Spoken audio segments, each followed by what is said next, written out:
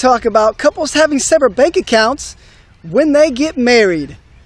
Our first question comes from Mark Glorioso, and he says, are there any circumstances in which you think a couple should have separate bank accounts when they get married? Well, let's get into the answer. Well, Mark, honestly to tell you, I think it really depends on every couple and their circumstance. I personally cannot remember a time when my wife and I had separate bank accounts. So I'm assuming when we got married, at some point, we merged those accounts. Since I can't remember them, it must not have been that important to me. I'm sure that some people, it's very important to them to have a certain account. Like, I know some people who want to have their own account. They want to have their own money, write their own checks. I've heard of people who have, the husband and wife has their own accounts, and one will pay for, these bills while the other one pays for those bills. So the question, do I think there's a time that would be good for couples to have separate bank accounts? It really depends on the couple and how their organization skills are. If it works better for them to have separate bank accounts, then great. Do what works for you. Do what works and so that you can keep your accounting, your finances straight, and keep everything going. And the most important thing, so that you're not spending more than you're making. But for me and my wife, for instance, what was happening in the beginning of our marriage is that we had one account, so that she would but she would pay the bills for, say, 6 months, and then she would get tired of doing it. She would in turn ask me, and then I would do it for 6 months, get tired of doing it, turn around and ask her. She would do it for 6 months. And so, neither one of us really enjoy accounting. So for us to have two separate bank accounts, it would really be a lot of redundant work, and balancing two checking accounts. And it's just something that we honestly don't like to do, but we have to do it because we have to stay on top of our finances, which we are doing a really good job of that now, buckling down, not spending, and really paying off bills, snowballing debt, all that kind of stuff.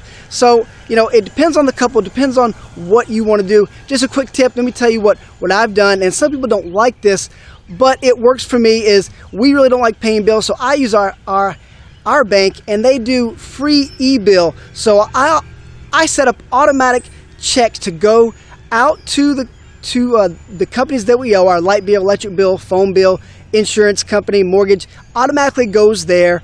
And so they get paid automatically on the same day every month, because they know however much the bill is, our bank pays the bill. So all I have to do is go in, me and my wife, once a week, once every couple of weeks, go in and make sure the bill was paid, make sure it was for the right amount, make sure the right amount was taken out of the bank account. And so for me, it cuts down on time, because the wealth of the 21st century is time. I want to have as much time as possible to spend with my kids, to spend with my wife, on date nights, on having fun, and doing stuff around the house, working, fixing things. I don't want to spend all my time accounting, so I'm going to try to do use any tools, applications that I can to make it quicker and make it easier. Another thing that we use Mint. Mint.com, where it automatically syncs up with our bank account.